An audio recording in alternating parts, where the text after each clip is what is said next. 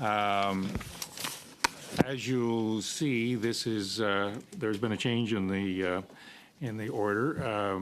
Minister Blair had a medical issue that he's attending to today. He fully intends to make himself available as soon as possible. I believe I'm allowed to say that it is as soon as Monday, because he does want to appear on this study. So can I just finish before? Yeah. And I just wanted to recognize Ted Opitz, former member and former member of this committee. Welcome. This is for, what's that? Retired Lieutenant Colonel. Okay, retired Lieutenant Colonel, retired MP. How long he'll say retired is another issue. And was that what you were wanting to note? No. Okay. No. So then the next thing, I take it, I don't think there's anything else I need to say. Mr. Bazan.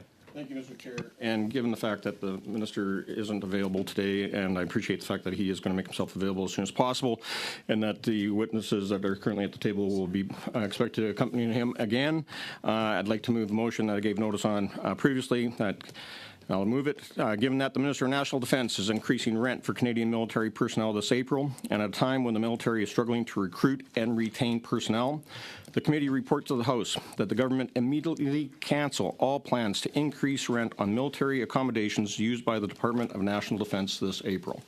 That's so moved, and as we heard at committee on Monday, when we had the military ombudsman here, we had Mr. Lick speak to that fact, and he talked about how he had visited a number of our bases, that he heard directly from members of the Canadian Armed Forces, and just to quote him, he says, "I'm hearing a lot more, and even when I bring up the issue of, do you know who's at risk of being homeless or at risk of accessing a food bank, everybody nods during his meetings. And everybody knows somebody. We know that charitable organizations are providing money to families, sometimes through the chaplaincy, for them to be able to afford food and rent." He went on in questions from Ms. Matheson, saying that it would be tone deaf of the government to increase rents on the Canadian Armed Forces at a time when we hear of them struggling to find proper accommodations, of making ends meet. I know that many of us at committee here have received correspondence from members from coast to coast to coast, complaining about either the conditions of barracks, conditions of residential housing units, conditions of PMQs, or that they are sitting on waiting lists and cannot find proper housing.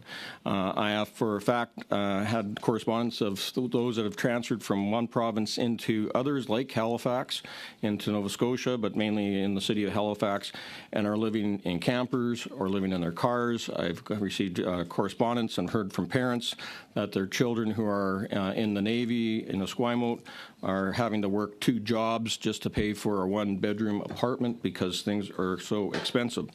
So in light of that, I think the one thing that we can do is support this motion, and that it allows us to show our support to our troops for those that are struggling to get by.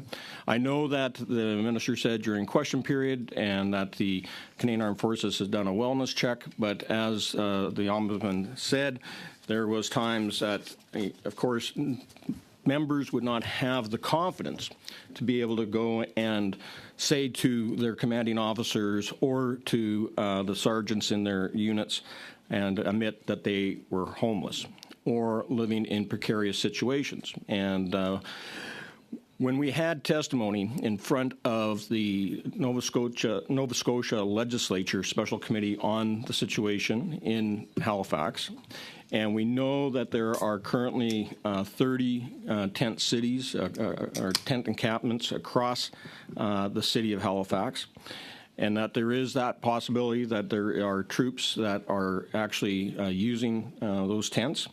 We can't leave them literally out in the cold. And so it is, I think, inherent upon us as members of this committee to stand up for our troops, cancel or call on the government to cancel this rent increase.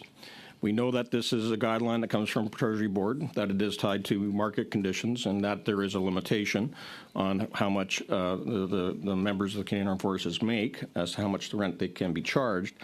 But regardless, I think that things are at a difficult time in the Canadians' situation here as to food inflation caused by and escalated by the carbon tax that's been charged on groceries, on the cost of growing food, that even the food that isn't getting taxed down in the States or elsewhere that's imported in, it has to pay the carbon tax when it gets trucked into our grocery stores, that it makes it more expensive for our troops to go out there and buy that food. And that's why we're hearing of our troops ending up in front of food banks. We hear about charitable organizations that are providing Christmas hampers to serving members and their families to help them get by.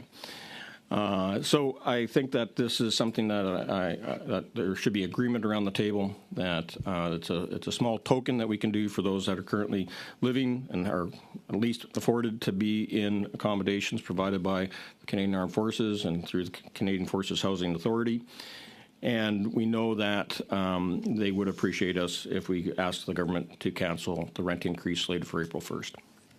Thank you, Mr. Bazan. I have Lalonde, Fisher, Kelly, Gallant. Madame Lalonde. Thank you very much, Mr. Chair, and through you, I have to say I'm a little bit, and I'm trying to stay as serious and considering the intention that this member is asking. I think looking back at some of the records that they just in December voted against a pay increase to our military. I always found this a little bit ironic, Mr. Chair, to see this kind of, but I think the intent of the motion is not a bad one. On this side of this house, actually, we take our military seriously. We take Ukraine very seriously. We actually are moving forward in this investment. I think today the Prime Minister did mention our investment of over $400 million for housing. So my question is, since we have here witnesses, and I think out of respect for our colleague who brought forward a motion, I could propose some very slight, and I say very light amendment that we could debate, or we could hold this thought, hear about them, and come back at one point during this committee.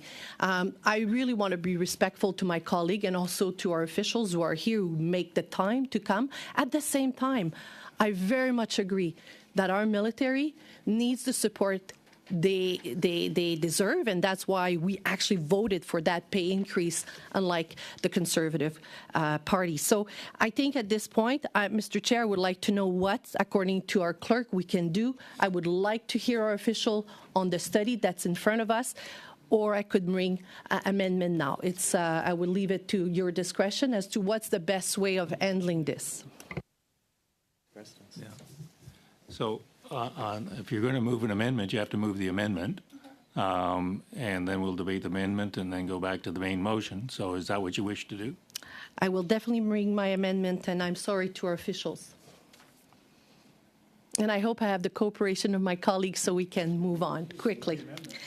So the amendment. So, and Mr. Chair, through you, currently in the original text, and I'll read, giving that, and it says the Minister of National Defense is increasing rent for Canadian military personnel.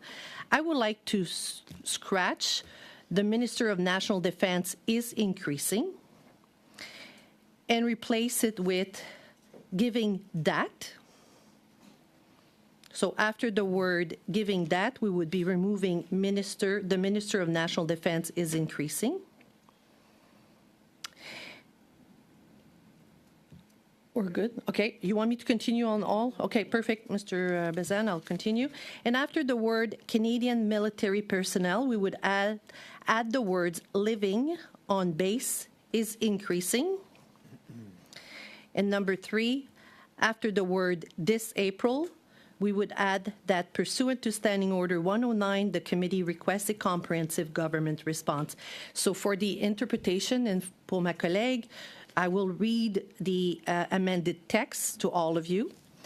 It would read as is, giving that, comma, rent for Canadian military personnel living on base is increasing this April, comma, and at a time when the military is struggling to recruit and retain personnel, comma, the committee report to the House, comma, that the government immediately cancel all plans to increase rent on military accommodation used by the Department of National Defense this April, and that pursuant to Standing Order 109, comma, the committee requests a comprehensive government response. Okay, Oh, sorry.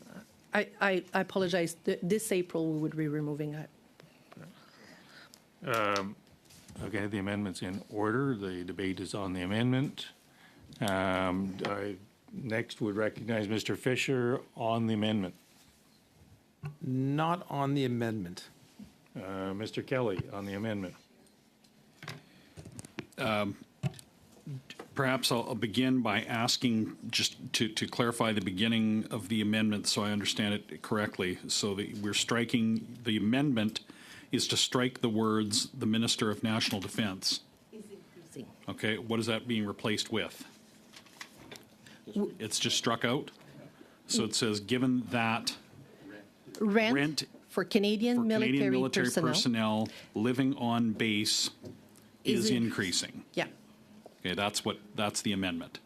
Yeah, and then we would also strike this April at the end of the Department of National Defense and add, and that pursuant to Standing Order 109, Right. comma, Yeah. the committee requests a comprehensive government response. Okay, I'll keep it quick then. I think I prefer it unamended. It's again, as the military, as the defense ombudsman confirmed in response to one of my questions yesterday, the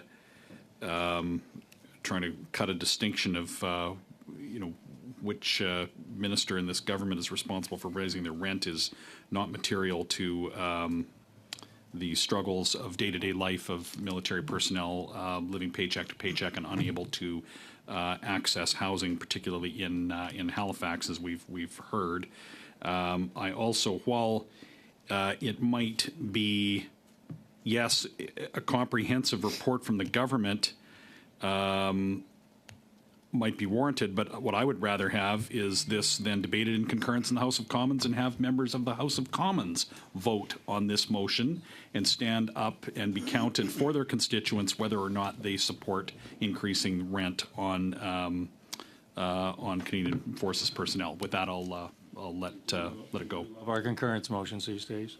Madame Gallant. Thank you.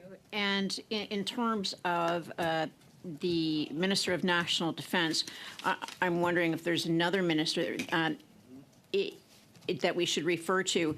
It's really critical that we do pass this, amended or not, because the soldiers in the barracks are actually going to be getting less for more money, for more rent otherwise, given that over the weekend we found 75 of our cleaning employees have lost their jobs, received their last check, if it even clears, because it's been bouncing. They've been bouncing for months now.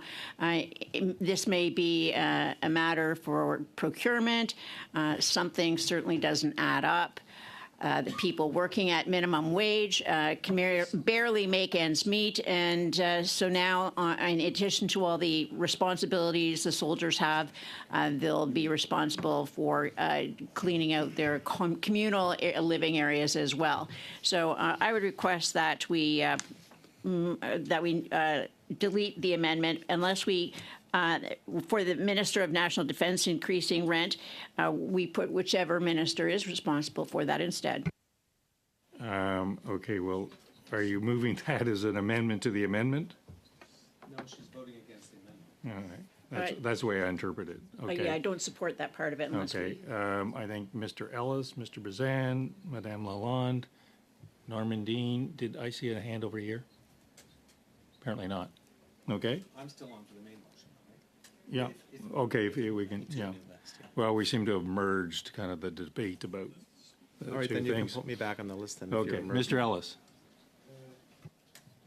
Thank I you very would've spoke much, if you Chair. were told me you were- You know, I think Mr. Brazan made some absolutely incredible points here that are really quite germane. You know, I had the opportunity to serve in the Canadian military for 9 years and to serve on bases from each side of the coast, from Shearwater to Comox.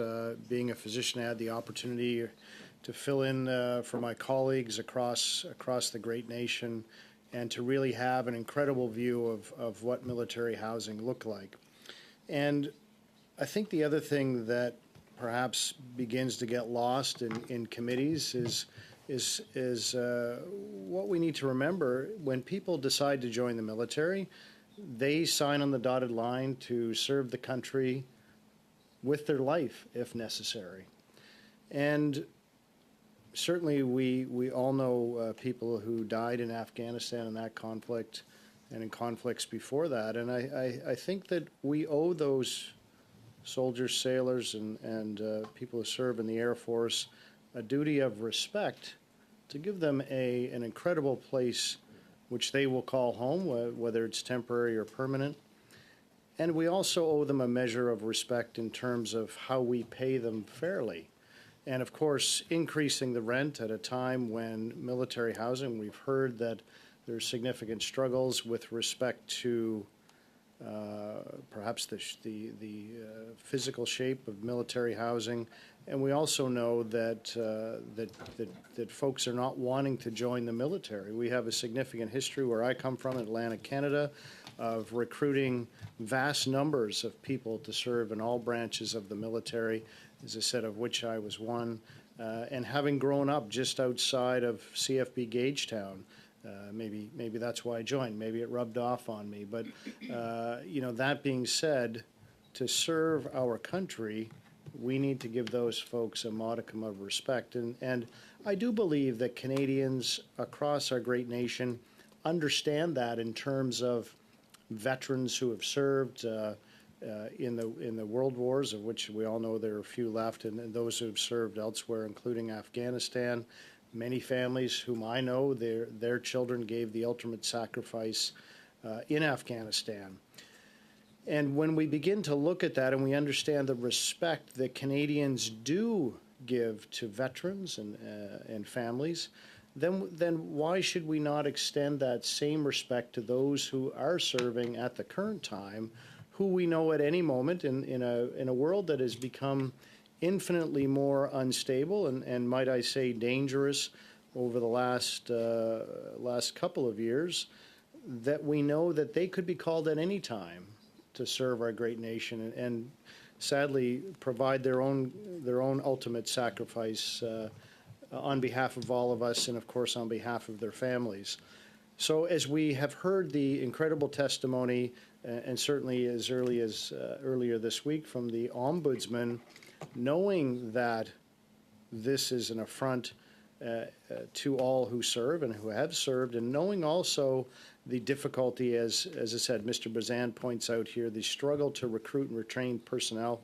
Certainly we know that this is a very significant part of the problem that those in the forces, and I would say that that it perhaps as my colleague Mr. Brazan wanted to say out loud, that the reason we voted down the difficulty was it's a measly pay increase.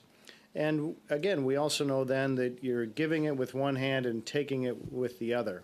And that's what we're seeing here is to say, hey, we'll increase your rent and we will give you more money. Well, how much farther ahead are military personnel when we know that they have to go to the food banks in order to survive? And I think back, you know, to when I was deployed to the Middle East, and I think back to the struggle that created for my own family when they were with two small children and my wife were in Comox, and I was in the Middle East. And of course, you're there, you're in a new place. My wife had never lived outside of Halifax, Nova Scotia, or Shearwater. We were posted before at that time. And the struggle that exists, not simply to integrate into a new community, to look after your children, to try to find supports. But then if you add to that the struggle that you have to feed your family, it's an incredible insult to know that your significant other is at that point in time literally halfway around the world, and that then you're struggling to feed your family. And I'm not saying that that happened in my family. That's not what I'm trying to portray here. But the picture I'm trying to paint is the difficulty that exists for military families when they're significant. One of the adults, usually in the family, is deployed, and somebody is left behind to look after the children. That is an absolutely incredible strain on families, and we know the mental health issues, the difficulty accessing mental health, physical health problems that can ensue from that, and of course marriage breakups that can ensue from that as well. So I think that is incredibly germane, that we need to call upon ourselves inside to understand the difficulties that happen with deployments, and then you add to it the significant financial distress. I think that is an incredible remembrance that we need to have to honor those who have decided to sign up for the military with that potential to pay the ultimate sacrifice. So I think that we need to bear that in mind. I would go with my colleague Pat Kelly, who also would say that it really doesn't matter which minister is increasing this. People in the military don't care which minister. And I would go so far as to suggest that if it's not the Minister of National Defense, because that's who they perceive as their ultimate boss, that they would say the Minister of National Defense, if not responsible, is allowing this to happen. Thank you very much, Chair. Bazan, Lalonde, Normandine, Fisher. Thank you, Mr. Chair, and I want to thank Dr. Ellis for that insight. Someone that served, that understands what military housing was and what it's become. I think it's great to have that on the record. And I just add to this. I know that those that serve in the Canadian Armed Forces expect when they're deployed, particularly for those in the Army, that when they go to places, even like Latvia, that sometimes they have to be put up in tents for a few months. But when they're at home and at the base, you would think that they would be able to live in a nice home. And we heard from the Canadian Forces Housing Authority when they were here that they're building less than 20 new homes a year. And yet we have a wait list of over 4,500 members who currently want to have residential housing units provided by National Defense. And that is by no means ever going to keep up. We know that the budget that the Canadian Forces Housing Authority has to upgrade the current homes isn't keeping up with the challenges that we have with the housing stock that continues to age. Now, to the amendment of taking out the name of the Minister of National Defense from the motion, we heard from the Defense Office and Mr. Lick in response to a question from Mr. Fillmore on Monday that it is a Treasury Board Secretariat guideline that ultimately comes into play, but it's done at the discretion of the Minister of National Defense. The Minister has the cabinet authority to say no and to actually cancel that rent increase and allow rents to be frozen at their current rate that was set in 2023. And so I would again suggest that taking out the Minister of National Defense is not accurate because ultimately under our parliamentary processes we have ministerial authority and responsibility. And so the minister is responsible for this department, including the Canadian Forces Housing Authority, including the rent hikes that are going to come into effect on April the 1st. And so I do argue against the amendment to remove his name. I would also argue that by adding in, pursuant to Section Standing Order 109, into the motion, just for those that aren't familiar with parliamentary processes, what the Liberal parliamentary secretary is trying to do is shut down debate from ever happening in the House on this motion, because it does kill concurrence. The ability to have these motions go to the House and have a concurrence motions allows other members beyond this committee to actually come into the House and participate in a 3-hour debate, essentially a take-note debate on this crisis. And I think that this is a crisis that we should address, especially, for those that are right now without proper housing in Halifax, where they already had, like just recently, another 3+ feet of snow dumped on them, my heart breaks knowing that they are sitting out there literally in the cold and dealing with wet, heavy snow. And we know that tents collapse under that. For those that were living in their cars could realistically be trapped in those vehicles because of the heavy snowfall that's fallen on them. You know, we've seen in places up to 5 feet of snow. So I think it's unfortunate that there is a push from the parliamentary secretary to undermine what the motion is set out to do, which is to cancel the rents, to direct the Minister of National Defence, who is responsible for this department and for these rent increases, to cancel them and to give the opportunity for other members that aren't part of this committee to have a fulsome debate in the House of Commons. Madame Lalonde. Thank you very much, Mr. Chair, and I certainly appreciate the member making reference to the standing order. For a few clarification, and I think everyone, I hope, who's listening will understand. So the reality is that the Treasury Board creates a policy regarding this. The Ministry of National Defense, the Department of National Defense, goes on the regulation. We agree. To say that we're trying to kill, and I'll quote the member on concurrence, actually, the standing order only delays it. Yes, indeed. I think it's important to say that when you think about what our military are doing every day, I completely agree. They need our full support. That's why we voted in favor of their pay increase. This is why also we voted in favor of our commitment to Ukraine, unlike the member opposite. So when it comes to fact, I really don't want to have any lessons. We do have official and a study to go by. I would like to think that at this point, and I know maybe other member would like to speak, so I'll reserve the rest of my consideration. But when it comes to fact, I'm sorry, it is very clear that when it comes to fact, we have the back of our military and we vote in accordance to this. Madame Normandine, Mr. Fisher, Madame Matheson. Merci beaucoup. Thank you very much. I had a few comments to make that have been made by colleagues. I won't repeat them.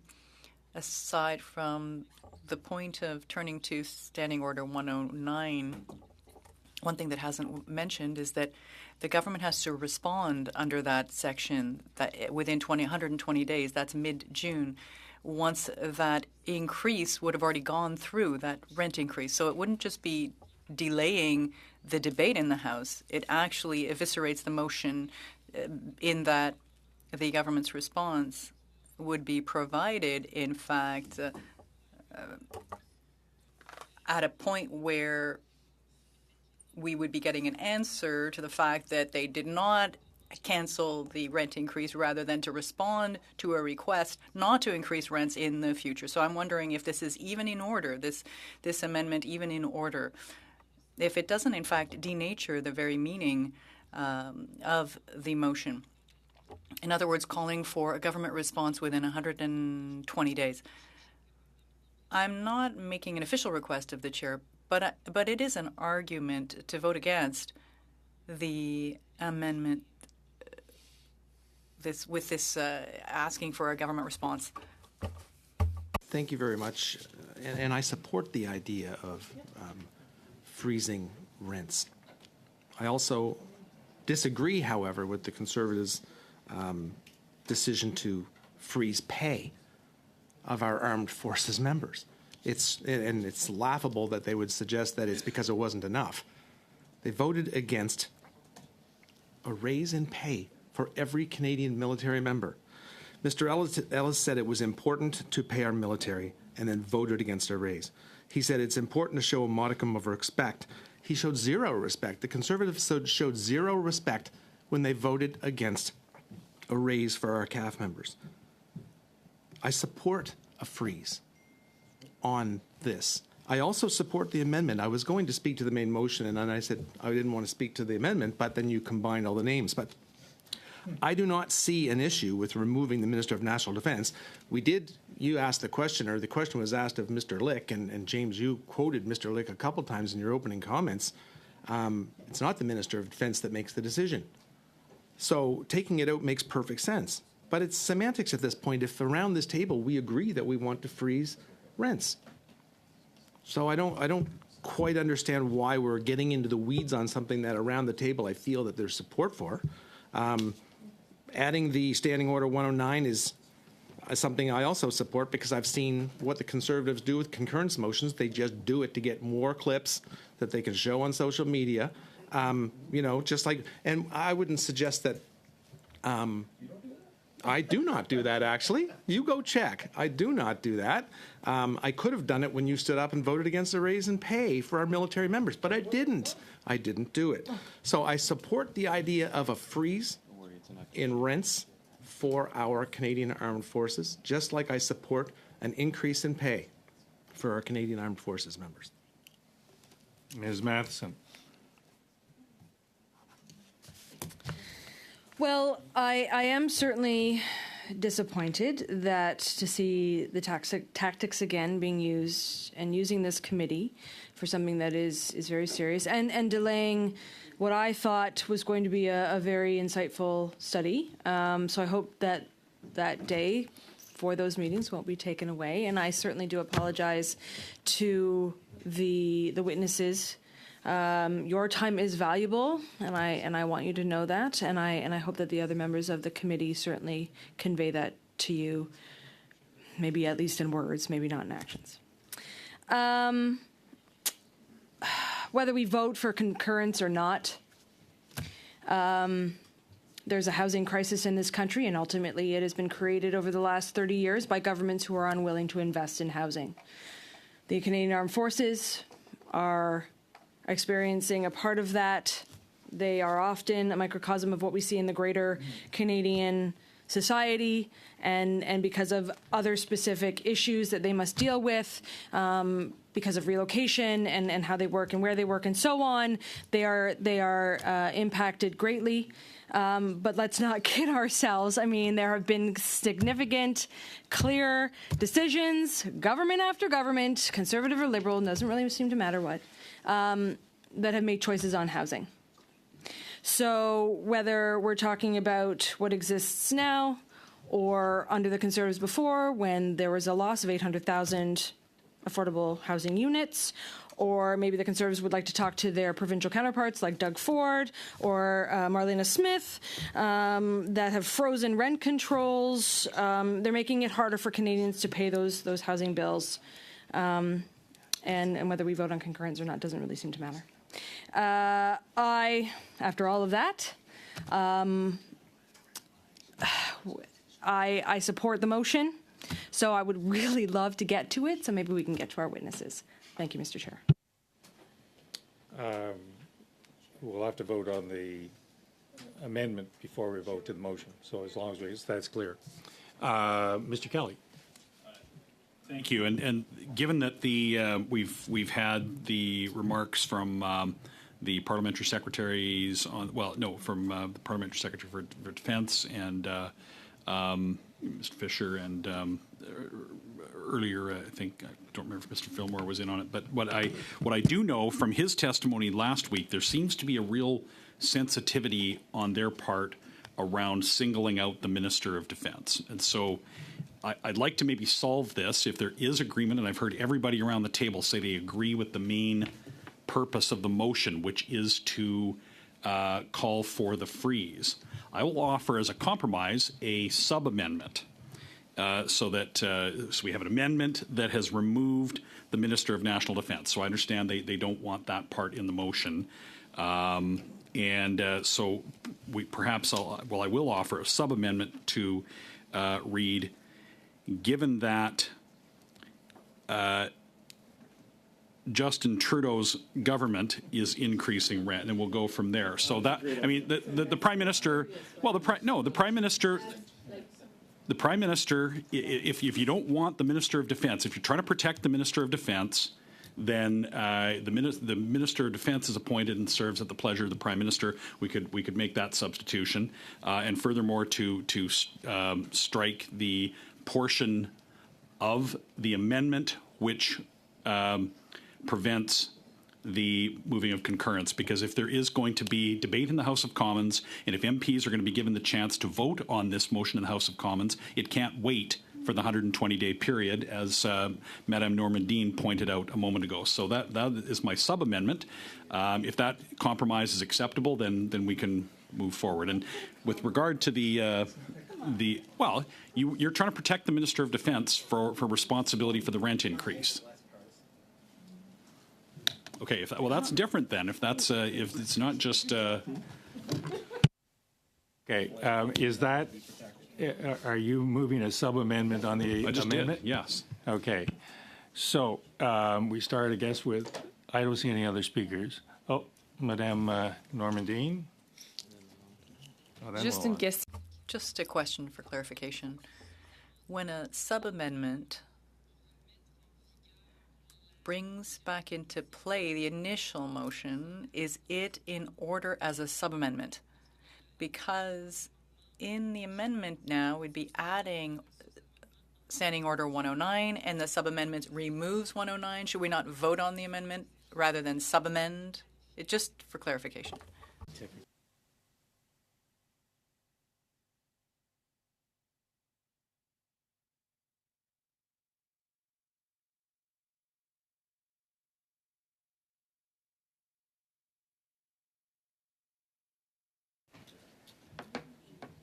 Okay, Madame Lalonde, you're up. Can we suspend? Just point of order. I just, she has got priority over my comment on that, but let me back up on this. And I'm a little confused, frankly. So I'll let the clerk speak to the position of Mr. Kelly's proposal, because it does change everything around. Yep. So Madame Lalonde is right that the section that makes reference to removing 109, you can't, exactly that part, you can't do what you could just vote against it. The first part is amending the amendment, so that should be fine.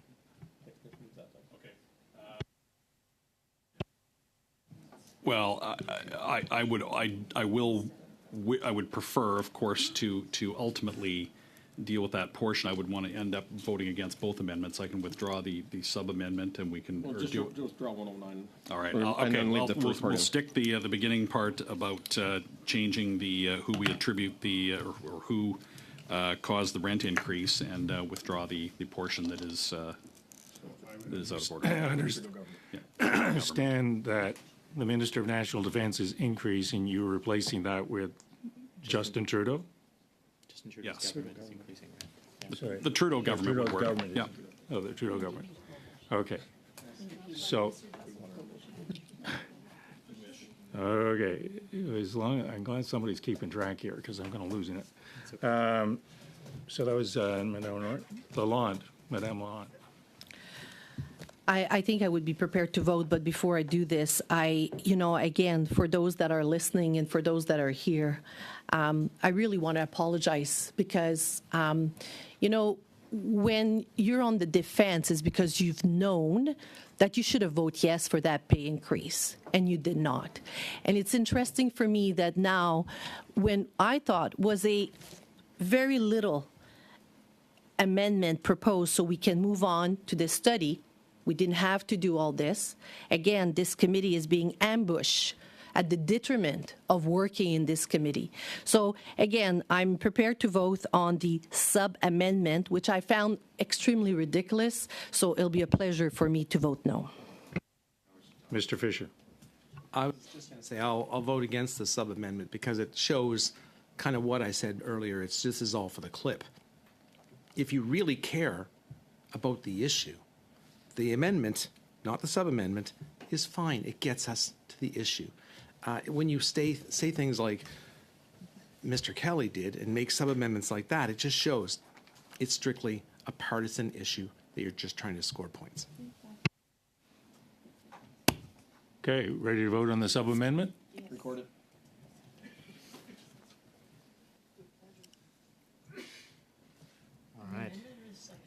Sub-amendment. Okay, so the question is on Mr. Kelly's sub-amendment. Mr. Fisher? No. Mr. Collins? Madame Lalonde? No. Mr. Fillmore? Against. Mr. Noor Mohammed? No. Mr. Bazan? We. Ms. Gallant? Yes. Mr. Kelly? Yes. Dr. Ellis? Oh, I'm sorry, Mr. Falk, welcome. Apologies. Yes. Madame Normandin? Contre. Ms. Matheson?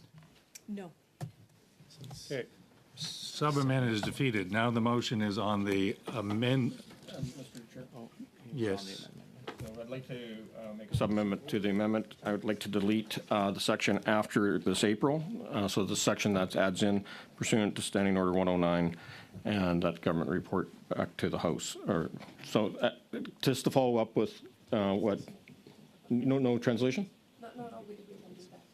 Yeah, no, we can remove a section of it as a sub-amendment. That would be in order, would it not? No, but there's three different parts in this amendment, right? There's the change to the front, where it takes up Minister of National Defense, and there is also the addition of living on bases increasingly. I'm going to move a sub-amendment to delete the last part of the amendment put in by Ms. Lalonde on adding pursuant to Standing Order 109, based upon what was Ms. Normandin's intervention, which pointed out quite clearly that this would push this decision back to 120 days, which would put us into June, and was well past the date of the RET increase on April the 1st. So I request Just so that it's clear, that after the Department of National Defense, this April is taken out? No, this, it's a pursuant to Standing Order 109. pursuant to, okay. That would be gone. 1009. Everything after that. Okay. So is that clear? Okay. On that- Madame Normandin. Oui, ça. Vous allez me trouver. You're going to start thinking I'm very focused on procedure, but I don't think we can use an amendment to undo an amendment, but we can perhaps vote, split it, of the proposed amendment made by Madame Lalonde, which would solve the problem as I see it.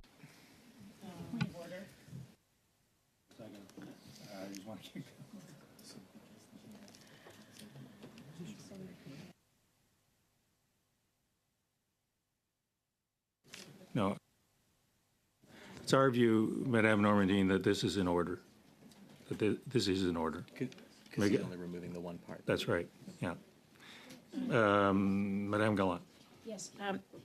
In terms of what seems to be out of order is the third part of the amendment from Madame Lalonde, Section 109. If there is a delay, then it completely negates the purpose of the motion. So the point of order is that that part of the amendment is out of order because it changes the substance and changes the whole intent of Mr. Bazan's motion. That's not my view, that the amendment that she put forward was in order. This is an attempt to remove one section of that amendment. Your point is debate, not a point of order. Is there any other debate on the proposal? Seeing none, recorded vote, I'm assuming, Yes. on Mr. Bazan's desire to remove and that pursuant to Section 109, get a government response. Okay. Call the vote, please. Thank you. Mr. Fisher? No. Mr. Collins? No. Madame Lalonde? No. Mr. Fillmore? No. Mr. Noor Mohammed? No. Mr. Bazan? Yes. Ms. Gallant? Yes. Mr. Kelly? Yes. Mr. Falk? Yes. Madame Normandin? Oui. Ms. Matheson? Yes. Okay. So the sub-amendment passes. Therefore, we're now on the amendment as whatever's remaining of the amendment. So if you could read back to the committee the sub-amendment, or sorry, the amendment, not the sub-amendment. motion as amended, or the amendment? Yeah. Yes. So the amendment as amended reads,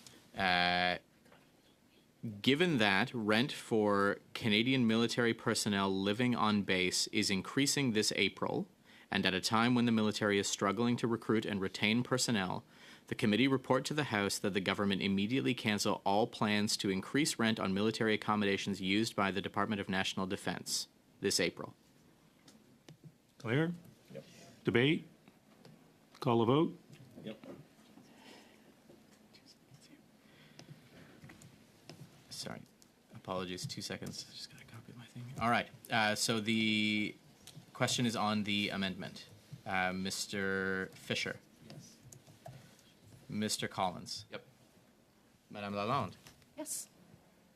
Mr. Fillmore. Yes. Mr. Noor Mohammed.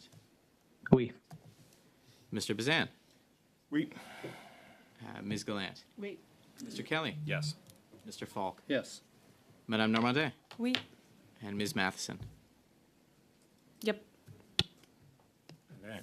So the amendment has passed. Now the motion is presented by Mr. Brazan as amended by Madame Lalonde. Any debate? Seeing none. Vote.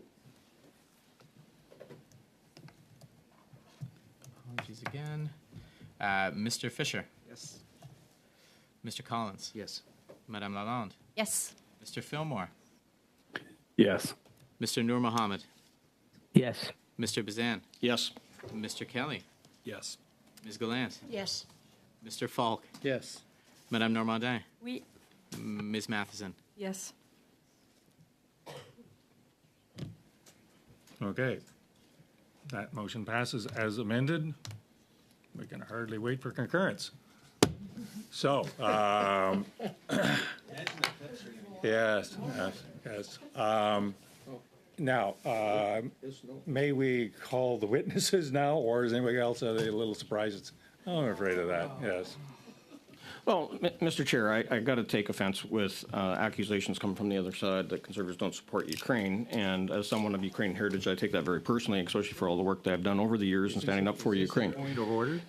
No, I'm going to move a following motion that I've already given notice of, and it has been the 48 hours, and it is that given the Ukrainian armed forces are in desperate need of more munitions, and the armed forces of Ukraine have officially requested Canada donate surplus CRV-7 rockets to Ukraine to aid them in defending their sovereign territory from Russia's illegal invasion, and that given the Canadian Armed Forces are in possession of 83,000 CRV-7 rockets that are slated for decommissioning and will cost taxpayers money to dispose of, therefore the committee report to the House that the Government of Canada immediately donate all surplus CRV-7 rockets to the Armed Forces of Ukraine. Now, Mr. Chair, there was a letter that came that has been circulating online. I think everybody saw it, but the Ukrainian Armed Forces made a request back on November 24th to the government through the military attaché, the Canadian military attaché in our embassy in Kiev, knowing that we have these antiquated CRV-7 rockets. And just so everybody's aware, the CRV-7 rockets were actually originally manufactured by Bristol Aerospace at the Rockwood Propellant Plant, which is, interestingly enough, is in my riding. And these rockets were all built between 1984 and 1994. So we're talking 30 to 40 years old. And the Ukrainians realize, as does the Canadian Armed Forces, that they are in a situation where they could be becoming destabilized. And they have twice now, the Canadian Armed Forces have issued RFPs to decommission and dispose of the rockets. There is hazardous materials in them, such as asbestos and TNT. And C4. Mr. Chair, could I interrupt with a point of order? Yes. With all due respect, James, can we release the witnesses then? Yes, They're very, very important people who are sitting here. You could have 15 of these motions. So can we just release our I'm good with that. Have the Witnesses has to come back anyway, so. Yeah, they'll be back on Monday. They could. Actually, Absolutely. They could speak to it a whole lot they better could. than we all could. Yes, okay, well, apparently we're not going to hear from experts today. I want to thank you for your patience, all of you. We appreciate your consideration, and no doubt we will see you again. Don't know when. So thank you for your... And apologies to our witnesses as well. No, this is the way the system works, so we're not apologizing. They all know. Okay. Mr. Fisher apologized, Madame Lalonde apologizes, but the chair is not apologizing. So with that, thank you again for your presence here. And if we could stop with the bickering and focus on what Mr. Bazan has to say. Are you finished? No, I just carry on, and I do appreciate that. And I do thank our witnesses for coming today, and we'll look forward to see them soon, along with the minister. And so I'll stay on topic rather than go off. So anyway, with these CRV-7 rockets, in the letter that's been circulated online. It does show that the Ukrainian military are aware of the status of these munitions, but they want all of them. If they can be transported to Ukraine, they will go through the stockpile and use what they can, take parts from the other rocket motors to build more rockets, and utilize whatever warheads that we have on inventory. These are all sitting around collecting dust at CFB Dundurn, south of Saskatoon, and it's going to cost the taxpayers of Canada millions of dollars to dispose of these rockets. Some estimates I've heard is up over $30 million to dispose of these 83,000 rockets. So rather than waste taxpayer money and having to go through the whole process again of trying to find some entity in Canada or the United States that will dispose of these rockets, let's give them to the Ukrainian military. Let them use these rockets to actually defend their homeland. Let them push back on the Russian invaders. All the talk around carbon pricing and carbon taxes, and that because us as Conservatives, we don't support a carbon tax, and that's why we voted against the Canada-Ukraine Free Trade Agreement. Look, we are the party of free trade. We negotiated the first free trade agreement, and guess what? The bill C-57 has passed. And so let's do the next best thing right now, and that is to send over the munitions and supplies that Ukraine needs. Now, the government has made lots of announcements of munitions, and we keep hearing about, over 12 months ago, January of 2023, the promise was made to buy a NASAMS, a National Air-to-Surface Automatic Missile System, to defend airspace in Ukraine from an American contractor. $406 million. Guess what? The NASAM has not been ordered. 12 months past the fact, and nobody knows where the $406 million is.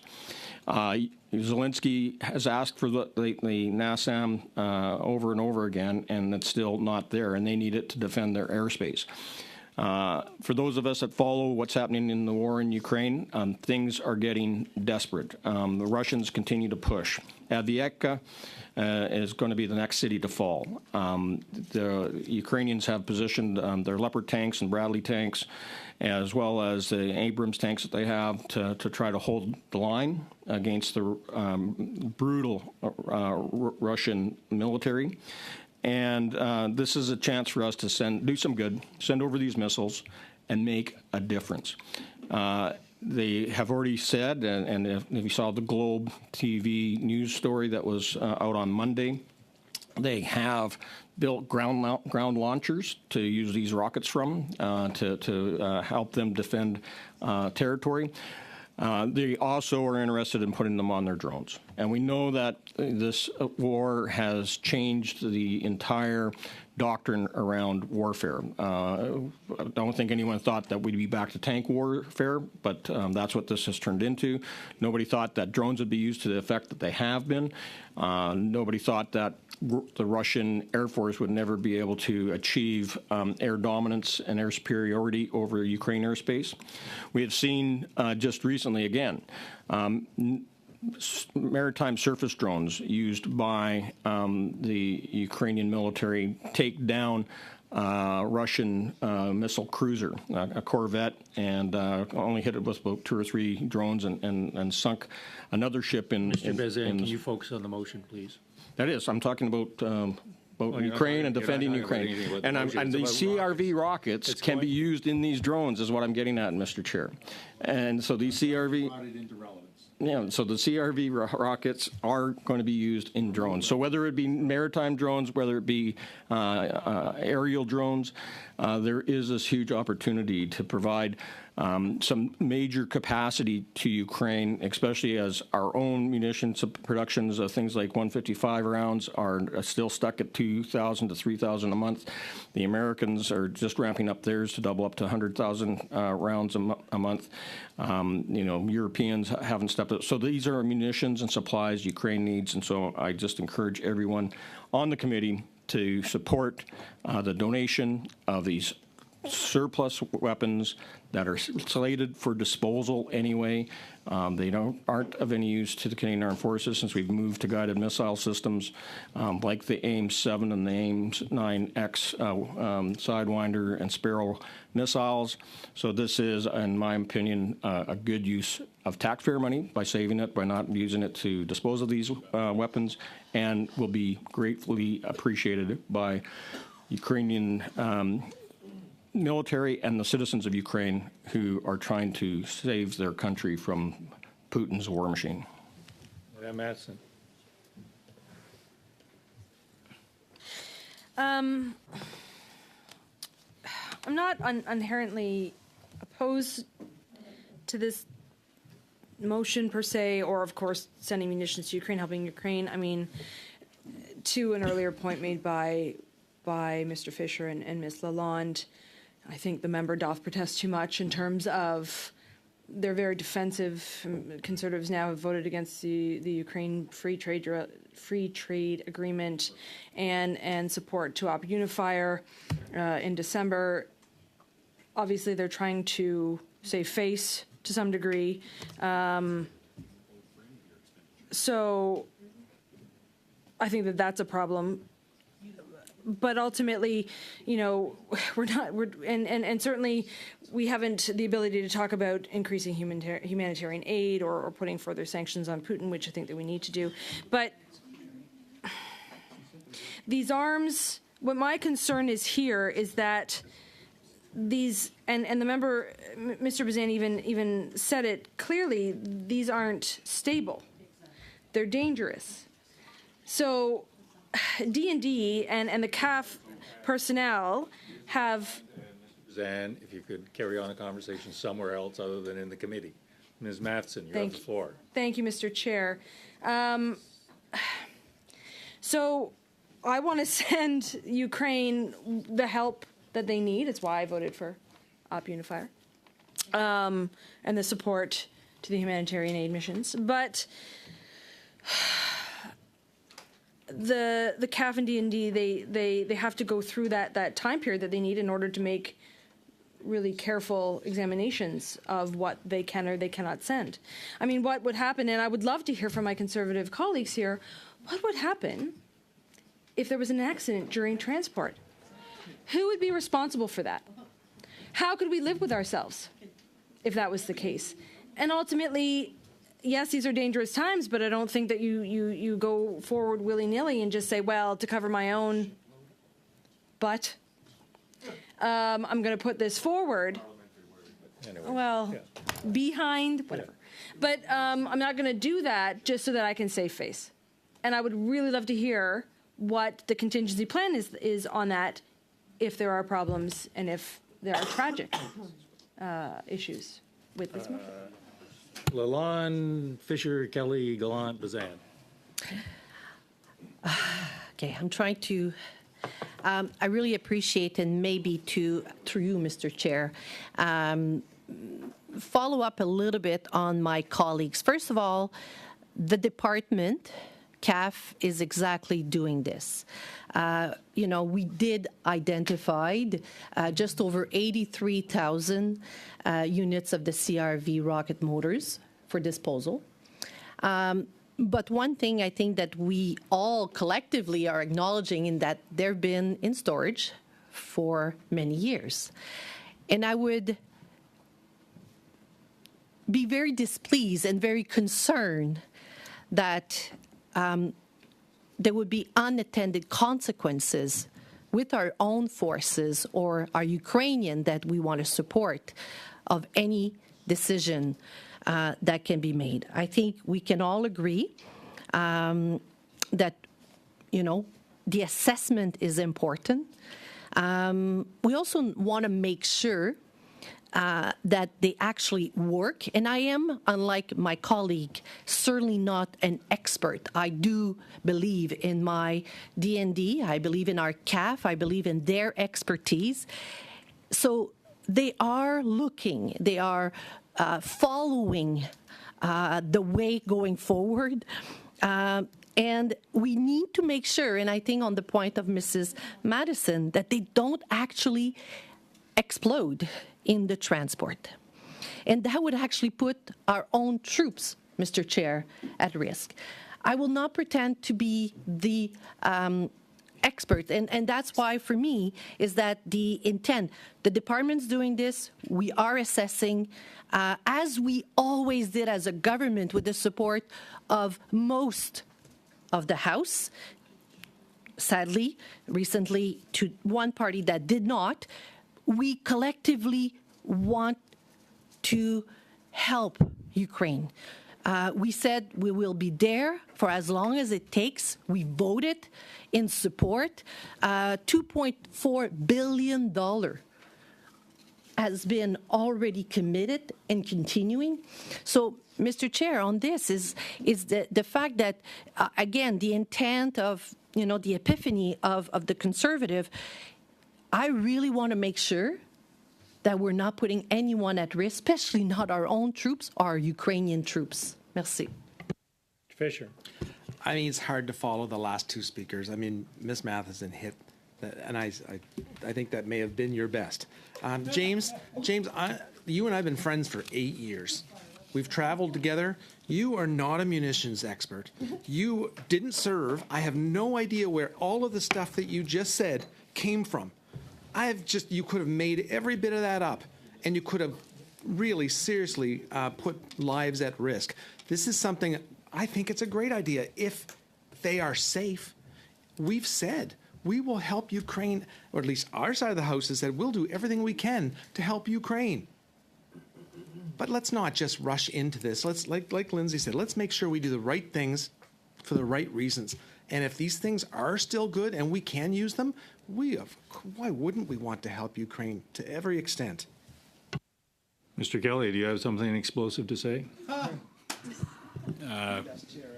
No, I'm going to though begin by pointing out that I think Mr. Bazan actually does have some credentials around this table. Mr. Bazan has done Mr. McKay's job. He's done Madame Lalonde's job. He's been at this committee for a very long time, and he actually listens and pays attention to witnesses. He reads the reports. Mr. Bazan did not claim to be an authority on ordnance, but what Mr. Bazan knows and what we know is that the Ukrainian government has asked us to do this. Okay? This is not something that we are made. I'm going to ask you to maybe rein in the government's parliamentary secretary here when I have the floor. Again, this is something the Ukrainian government has asked. We are not suggesting there are not logistical concerns to be dealt with, but the government of Ukraine. Reluctant as I am to caution colleagues, can we leave it to one speaker at a time? As Mr. Kelly, you have the floor. Thank you, Mr. Chair. We are merely asking this committee to endorse what the government of Ukraine has asked Canada. That's all we are asking of this committee. Surely that's not too hard for us. Surely the Ukrainian government is aware of the risks involved in acquiring munitions that had been or are slated for decommission. and they understand and accept those risks, and in their judgment, this is something that's material to their war effort and something that we ought to support at this committee. Ms. Gallant. Okay. So we're hearing that the government is getting equipment over there, but what we're hearing on the ground is, yes, the equipment is sent overseas, but it doesn't get into Ukraine because the foreign affairs minister doesn't put the final signature. They have some anathema to lethal weaponry, and it's costing their lives. For the first 2 years of this conflict, we were told this was Putin's expansionism. It was his attempt to reconstitute the USSR. But now the ambassadors are telling us that this is part of a rebalancing of the power in the world. And that what Putin is actually doing, he's not going looking to invade individual countries for the sake of it and rebuilding his old empire, but it's to destabilize the West, take down our institutions. So this is far more serious, and they are fighting the war on their land so we don't have to lose blood and treasury on our soil. All that being said, and I know that the Liberals actually said yesterday they like to put the cart before the horse, and that's exactly what they did with the free trade agreement that wasn't needed, because if we don't have a Ukraine, there's no country to have a free trade agreement with that we didn't need anyhow. The motion is whether we are going to ship, Canada's going to ship munitions to Ukraine, the specified munitions. It's not a geopolitical discussion. It's not about anything to do with whether you like carbon tax or whether you don't. So if you could focus your comments on the motion itself that's in front of us. They have asked for, Ukraine has asked for the ammunition. It's old. We don't need it. They can make something of it, recycle, reuse, and keep their country. They are fighting the fight for all of us. Let's give them the tools, the equipment, the ammunition they need to do so. And this motion allows some of that to be done. Bazan, Normandine, Lalonde, Noor Mohammed. So first of all, I don't think anybody argues about my experience in Ukraine and the people I know in Ukraine.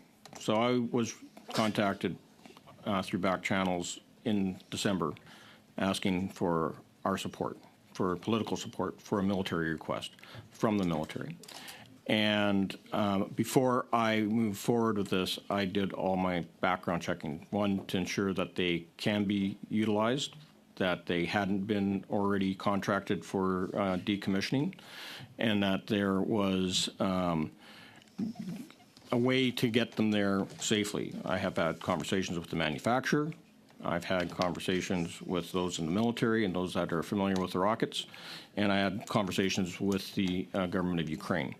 I have the letter in front of me from Lieutenant General Kirilo Budnanov, and I should just say that there is some stories out that he may be the next chief of defense of the Ukrainian armed forces with the changes that are taking place there right now. He is the chief of defense intelligence of Ukraine.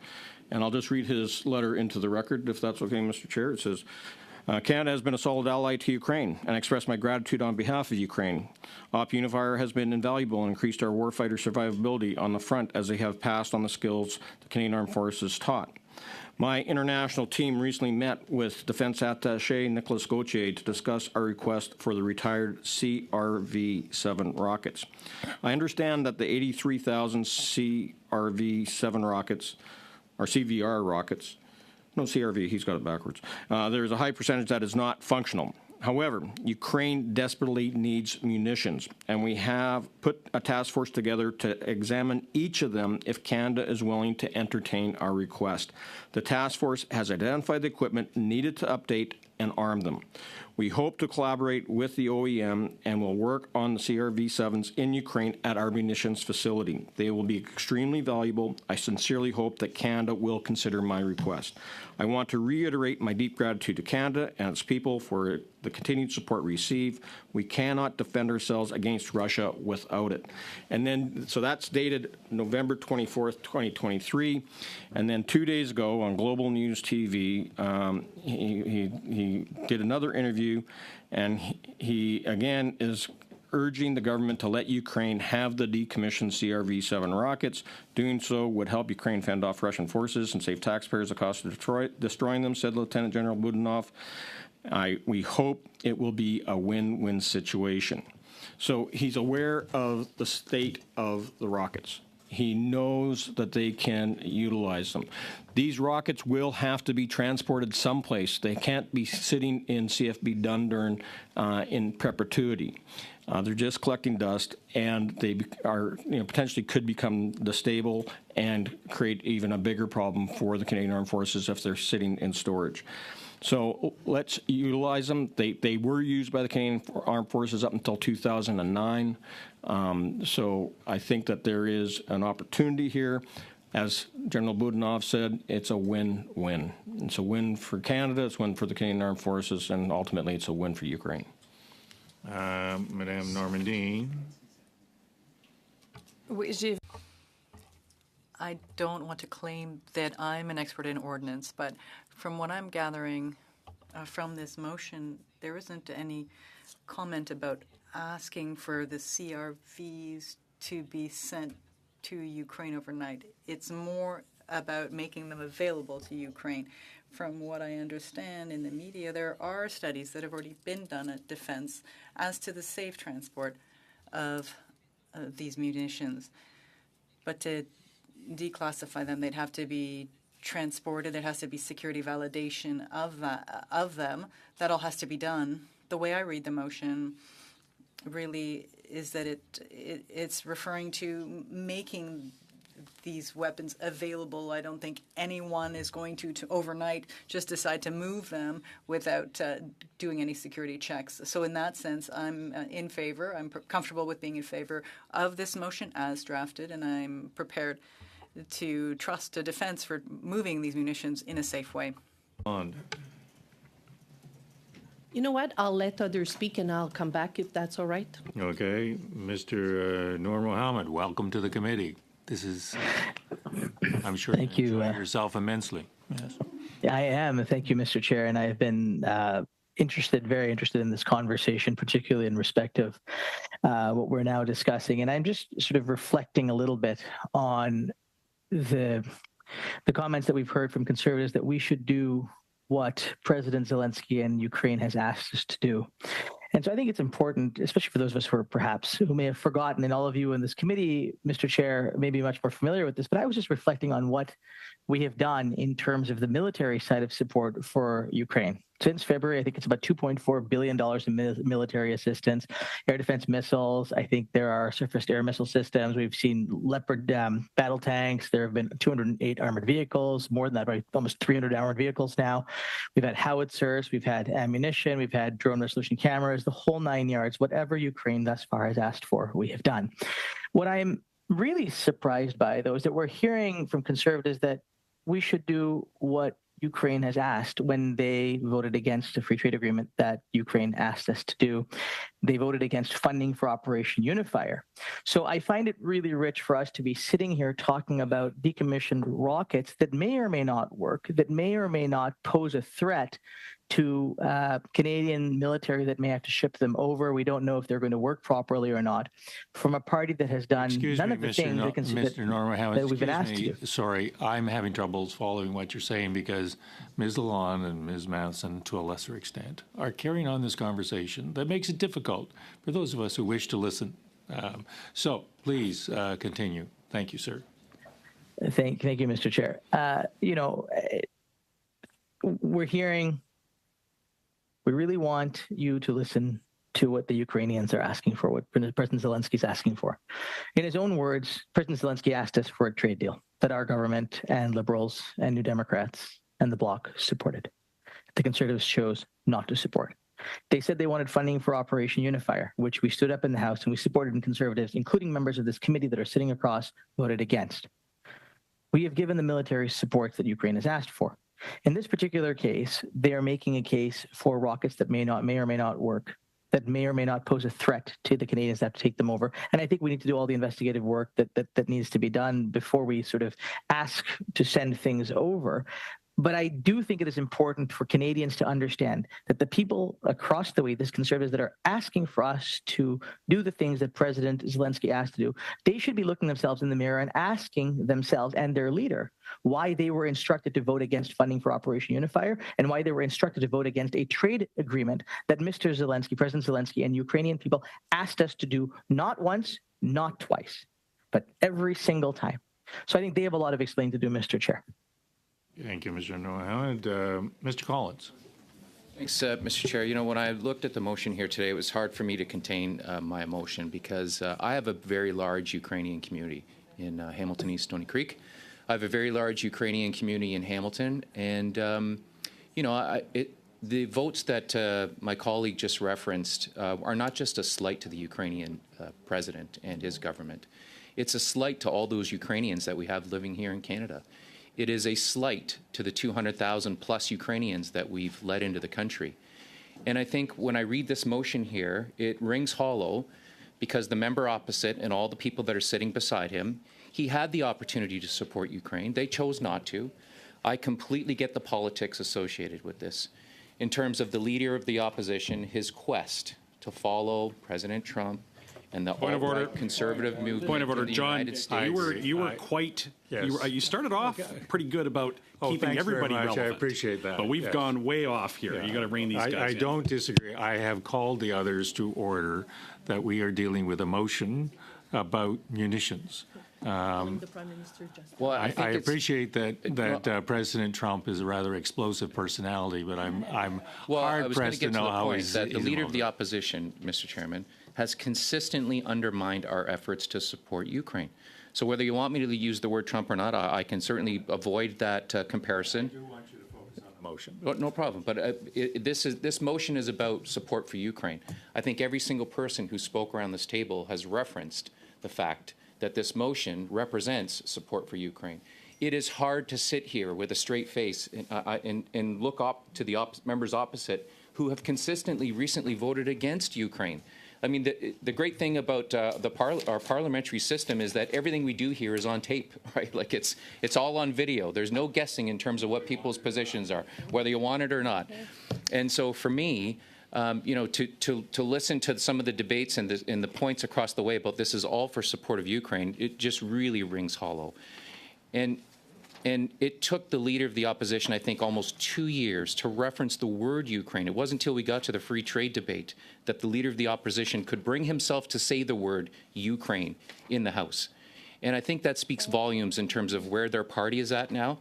You know, I'm reading an article here as the discussion was taking place about when our support for Ukraine and the Project Unifier was started under Prime Minister Harper. Wow, how things have changed in terms of where the party opposite is at right now as it relates to their lack of support now for Ukraine. And so I'll reiterate that to listen to the comments that have been made across the table as it relates to providing support for Ukraine in this instance with ammunition is a tough one because they had every opportunity to support not just the government of Ukraine, but the citizens of Ukraine who live here in Canada with $500 million in December, and they chose to vote against it. They had the opportunities others have referenced to support Ukraine and the citizens of Ukraine here in Canada with support for the free trade agreement. They decided to vote against it. They'll find every wiggle worm word they can, to try to squirm their way out of these debates. They'll find every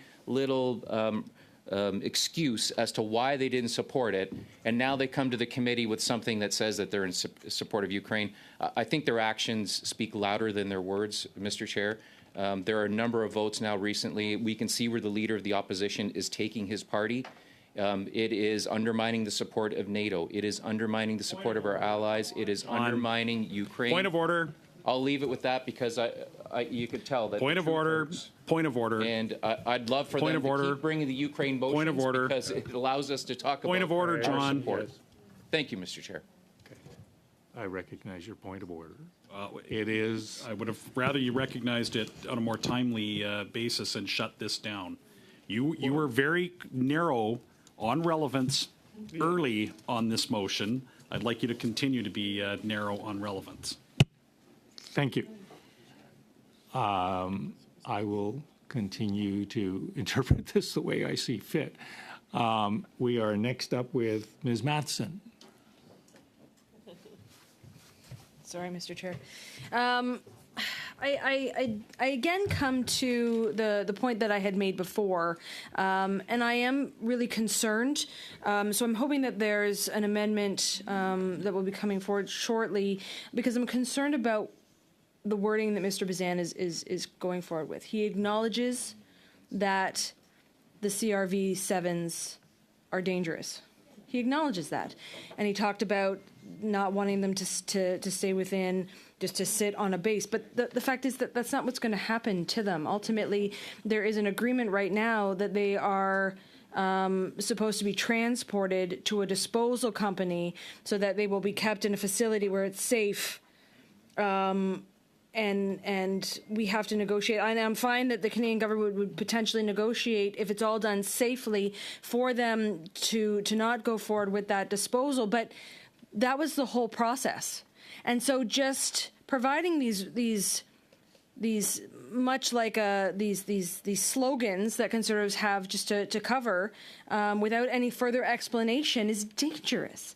And to just say, well, let's get them off our plate and send them to somebody else without actually thinking that through is highly irresponsible. And so until I see some further language on this motion that talks about the assurance that we are not just offloading our dangerous ammunitions that are problematic onto somebody else who is in a desperate situation and taking advantage of that desperation, then I can't. They may want them, but they want them to be safe. They need them to be safe, and we need to ensure, in terms of our relationship with the Ukrainians, that we respect that relationship, that we ensure that it's safe. And we don't just offload our problem onto them. I don't see that language here now, and until I see it, I don't understand how this committee could actually have the conscience to move forward with this. Ms. Lalonde. No? Okay. I thank you, because, we do have military personnel who actually served in this committee. And I would say and agree on the safety and the transport. I wish to say, and Mr. Chair, I'm just going to say, I almost came forward to bring an amendment to show maybe our experts here in this committee how working together means having these discussions, but probably not, maybe overall tonight. But I wanted to say maybe we should bring an amendment, Mr. Chair, that we should allow the member, Mr. James Bazan, to be authorized by the committee to travel to inspect the munitions so we can guarantee they are safe to travel. But I will not do this because, you see, I like I say, for me, this committee was a serious committee when I joined in, and I know our force, our military wants us to actually improve. Ukraine needs our help. We have consistently, and my colleague have made a point of the support that we have provided. My colleagues also made reference to, how the leader of the official opposition has referred to a far, far away country. They voted against every measures in support of Ukraine. So, Mr. Speaker, I will be proposing an amendment that I hope my colleague will understand the seriousness of this committee and everything that we're doing in our way forward. We've been there for Ukraine. We're going to continue to be there.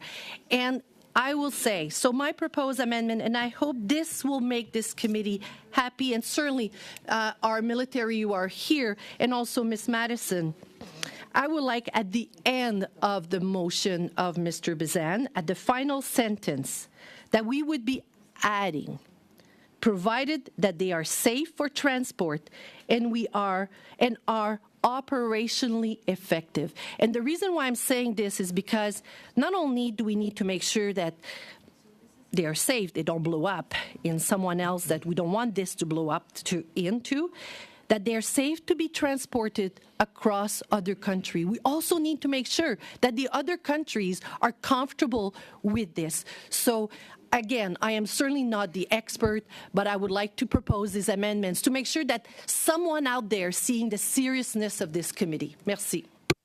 Yeah. Okay, let me just make clear, was that? It is an amendment. The amendment, Yeah. So, just so that we all understand it, provided that they're safe for transport and operationally effective. So that would be the addition. So, okay. Mr. Bazan. So everything else stays the same. So can I speak to the amendment? Yeah. So first of all, I was going to suggest some rewording instead of saying immediately donate to safely donate and transport. I'd also just add that, didn't appreciate the slam, going to, I know where Dundurn is. I'll drive there if I need to. It's not that far from Manitoba. And they want the other rockets, though, even if they're non-functional, because they can use them for parts. And so there is a request from the Ukrainian Armed Forces for everything that can be disposed of. So, Mr. Chair, I'm not opposed to the safety, and when in my research on this, there are NATO and UN standards that we have to meet for the safety aspect of transport, because we know that these will end up going into Ukraine from Poland, so they have to meet the NATO UN standards for safe transportation.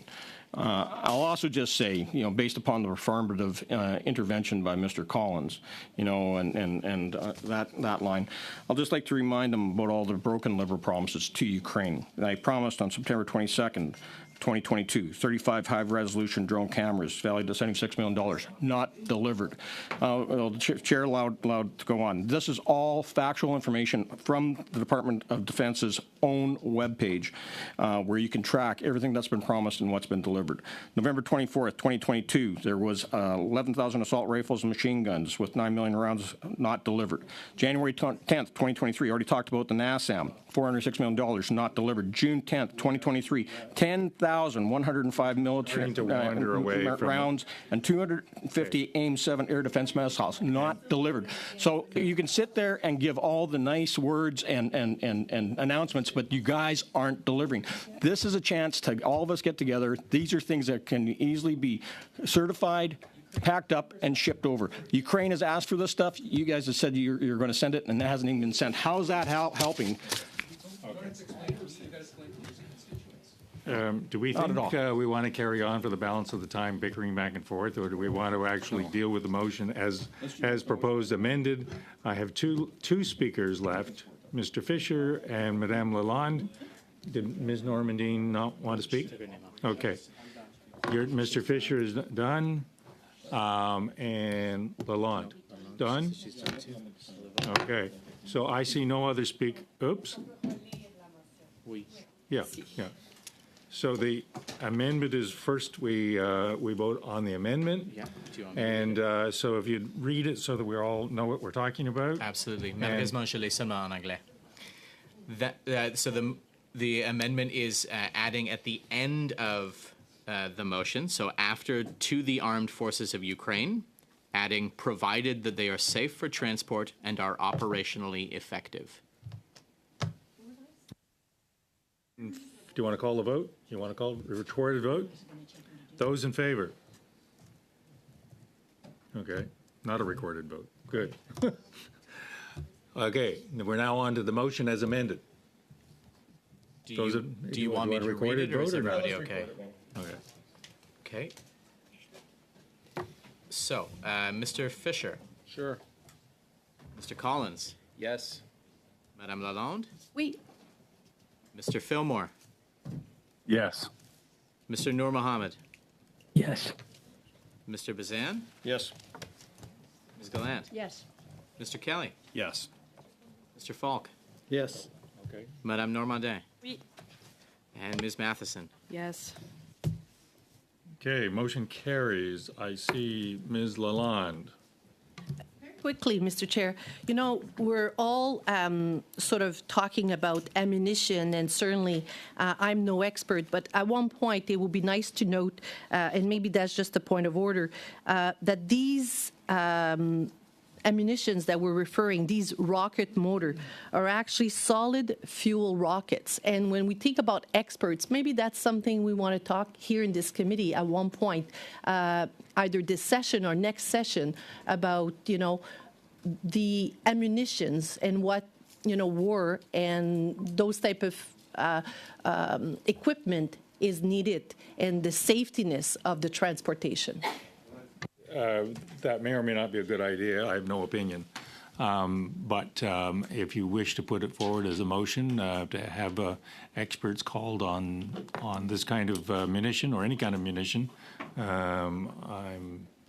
it can move forward in the similar sort of vein that all of our motions move forward here. Okay. Anything else? Mr. Bazan? We got some time left, do we not, till we're Yep. till 7 o'clock? Yeah. So I just want to bring back for debate the motion that was adjourned on, I believe, Monday, January 29th. So I'll just read it again, that given the testimony for witnesses at the Nova Scotia Legislature Standing Committee on Veterans Affairs, which repudiated denials from the Department of National Defense regarding military homelessness, and that given that there is widespread and incontrovertible evidence that after 8 years of Justin Trudeau as Prime Minister, our military members can afford food or housing, the committee invites the Minister of Housing, the Executive Director of the Royal Canadian Legion, Nova Scotia Nunavut Command, the Director of Emergency Management for the Halifax Regional Municipality, and the Executive Director of the Halifax and Region Military Family Resource Centre to answer questions on the military housing crisis. That's a dilatory motion. Do you want to call the vote again, Mr. Chair? You're really getting quite exercised in this. I don't accept the promotion. Thank you. Mr. Fisher. Mr. Collins. Madame Lalonde. No. Mr. Fillmore. No. Mr. Noor Mohammed. Nope. Mr. Bazan. Yes. Ms. Gallant. Yes. Mr. Kelly. Yes. Mr. Yes. Falk.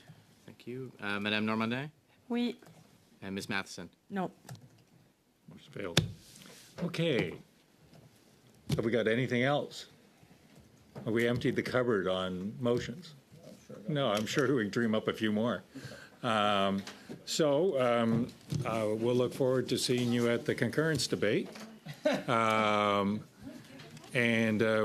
meeting is adjourned. Now, we had Monday set up, I think that's how we will proceed unless I get guidance otherwise. But I think I'll stay with what we've got for Monday, and then we'll see how we can make up this meeting that we had today. So Sorry, say that again. we've got witnesses set up for Monday on the study that was supposed to happen today. No. Before we adjourn, can I just read for the record motions that I have brought forward, and I am within my 48 hours, please? All right. I would like to. I haven't adjourned yet. Yeah, lucky. No, I know. You did not. Yes. I'm listening. Yes. Monsieur le Président, j'aimerais Mr. Chair, I'm providing notice of motion from January 31st, 2024, and I'd like to move that the committee add 2 additional hours of study to the lack of housing availability on or near base for Canadian Armed Forces members and their families, and the challenges facing members and their families when they are required to move across the country study, to allow for the invitation of additional witnesses to provide testimony and answer questions. Debate about that. I just got to pull the motion. I got it. Hang on. Are we motions in front of everybody? They all know what it's all about? Okay, I see Mr. Bazan as first. You didn't want to talk to it anymore? No. Okay, so I just, think that instead of 2 additional hours, we need more meetings, and I think we need to name, some of the witnesses that we want to hear from. So I would amend the motion as follows, that the committee add 2 additional meetings to study the lack of housing availability. And at the end, after answer questions, I would add, including the Minister of Housing and the Minister of National Defense, period. Witnesses? Only 2 hours, and I think each minister will be 1 meeting each, so you're going to need 2 meetings. Plus, there's those other witnesses that we talked about that appeared at the legislature in Nova Scotia and reported on in the Halifax Chronicle that we do need to hear from. Okay, we got that? Yeah. Do you want to, has everybody got the, okay, I see Ms. Lalonde on the, I think it's more a clarification, if I may. I know that Mr. Bazan, we were studying and we're continuing to study the housing motion of Mr. Bazan. So what I'm asking is just to reflect on adding.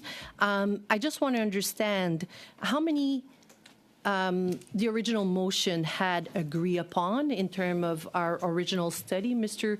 Clerk, or through you, Mr. Chair. And where are we within our witness list? Because I think there is ample opportunity for all of us to send the witnesses.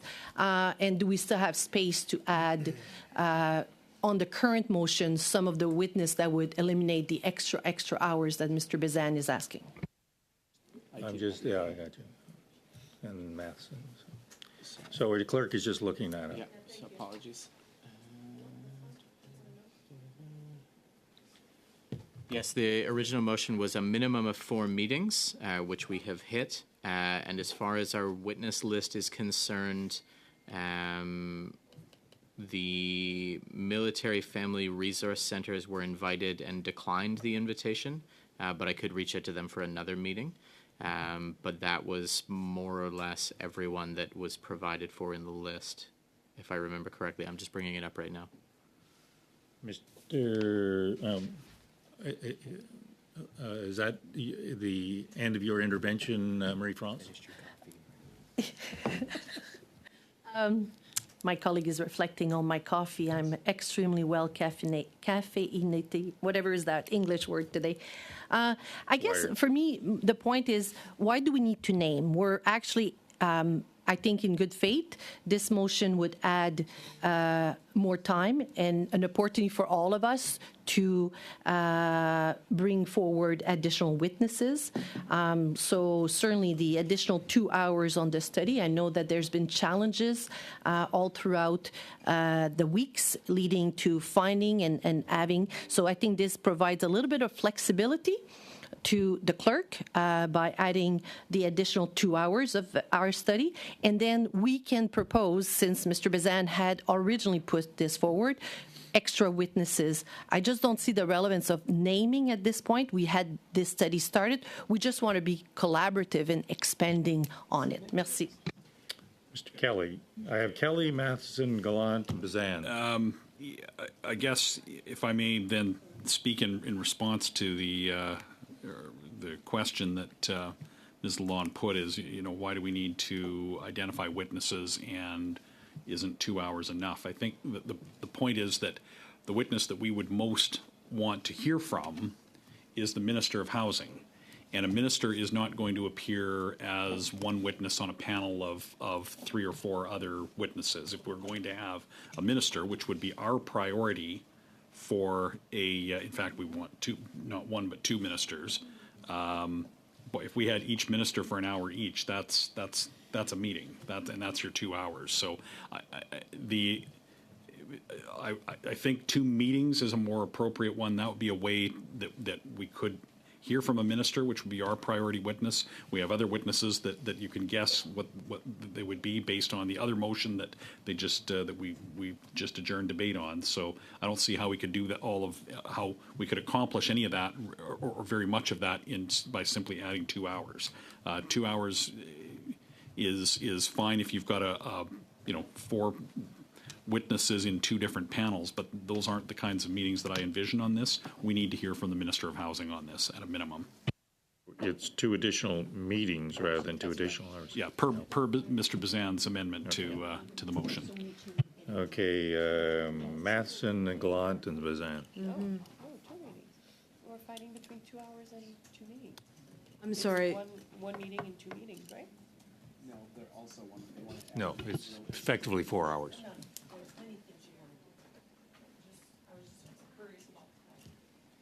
Okay. Ms. Matheson. Okay. So I like the motion, the original motion. I don't understand why the Conservatives feel that they have to, they would already have the opportunity within those meetings to add the witnesses that they so choose. They get quite a lot of witnesses. They have longer witness lists, certainly than other parties do.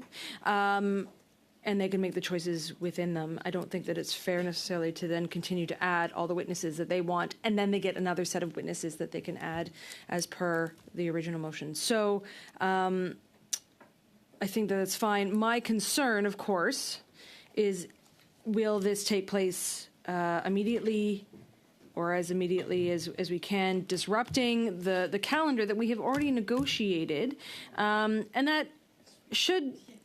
And all of these conversations that should be happening at a subcommittee. Thank you, Mr. Chair. Thank you. Ms. Gallant. Mr. Chairman, one type of witness we haven't heard yet, and maybe one of these witnesses could be in support of a minister, are the base commanders, the people who actually live on the ground and have to deal with this day in, day out. They know their bases best. They know the infrastructure, and they probably give it to us straight, not some polished answer from an ivory tower here in Ottawa.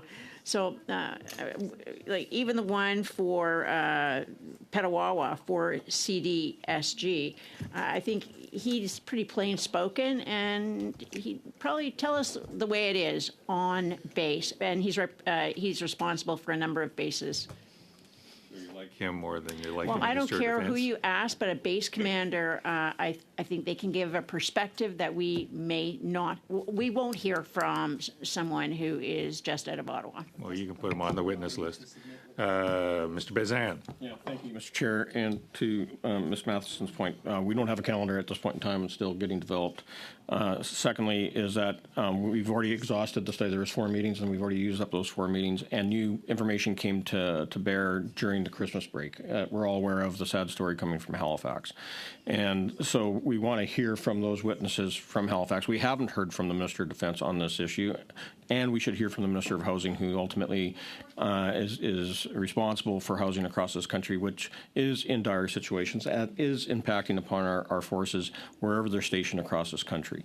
And it seems to be more chronic in places like Esquimalt and in Halifax, where largely it is our Navy that are situated in both those cities and are being impacted desperately from the housing shortage that we're experiencing. So that's why I think we need to have 2 more meetings. And I just suggest that, that to bring forward witnesses, but Peter Stauffer has also been part of these stories, and Peter would provide some expert on-the-ground knowledge on what's happening in Halifax, and I would be willing to hear from him as well, and I'd hope that Lindsay would suggest him as a witness. So the way I see it, and the reason I'm suggesting 2 meetings is that we'd have 1 meeting with ministers, both the Minister of Defense and the Minister of Housing, either together or 1 hour each, followed up by the witnesses that were quoted in the Halifax Chronicle newspaper about the crisis that we're seeing in Halifax. This is germane to this study. It is inherent that we undertake hearing from everyone before we prematurely shut down this committee study and start drafting a report without getting all the intel, especially where the crisis seems to be greatest, which is coming out of Halifax. I might take issue with prematurely shutting down this committee's study, because that was what the committee agreed to, and hit pretty well every witness that was submitted. So well, this is an entirely different motion then. Madame Normandin. Oui, je continue à trouver assez facile. I have to say, I find that it's quite fascinating. It's taking an entire meeting to worry about these details about one meeting. I understand the idea of having both witnesses appear. The Minister for Housing is relevant for us in the sense that there are a number of military members who don't necessarily live on the bases. And in general, the housing situation should be part of an overall look at the issue. Extra time for other witnesses, like the Legions, food banks, who had sort of versions that were different than national defense. I find that would also be relevant. I'm going to be voting in favor of the motion, 2 meetings, and the ministers, in the hopes that we can close this off, close that study off, and move to something else. I understand that perhaps I'm dreaming, but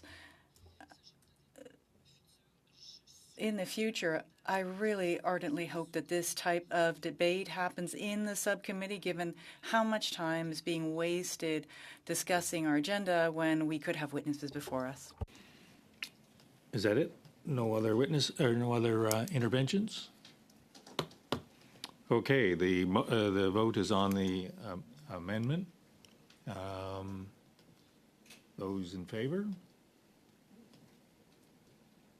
Those opposed? Amendment defeated. On the main motion, unamended. Those in favor? Those opposed? Motion carried. May I reiterate Ms. Normandine's intervention, the last intervention? This is not the way to go about trying to set up an agenda.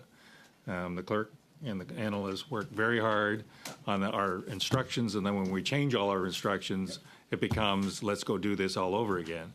A point of clarification for the chair.